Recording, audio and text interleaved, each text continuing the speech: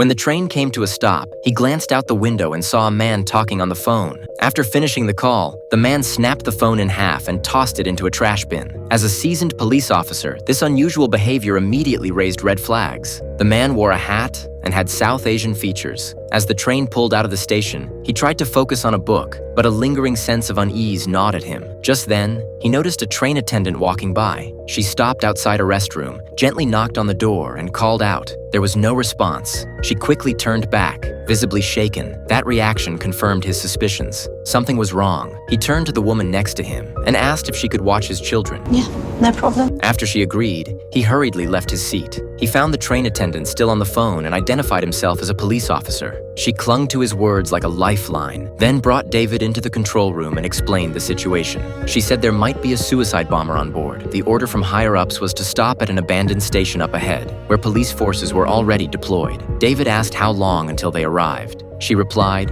about 7 minutes. Seeing how shaken she was, David asked for her name and wrote down her phone number so they could stay in contact at all times. David walked back down the train and paused by his children. Seeing them asleep, he asked the woman again to watch them. After she agreed, he headed to the locked restroom. He pressed his ear against the door. Not a sound. He stepped aside and called the train attendant. He told her he wouldn't let the suspect leave that restroom. There were too many passengers on board. Just then, the signal dropped. The train had entered a tunnel. Panic set in. The claustrophobic space closed in on him, his heartbeat racing, chest tightening. Thankfully, the signal returned. He immediately called the attendant again and asked if it was possible to open a door while the train was still moving. She said they were just a few minutes from the station, too risky to try. David replied, if the bomber senses the train is braking, he'll detonate. The attendant asked what he planned to do. Throw him off the train.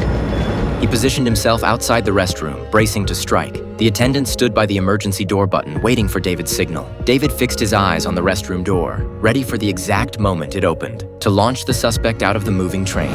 Do it now.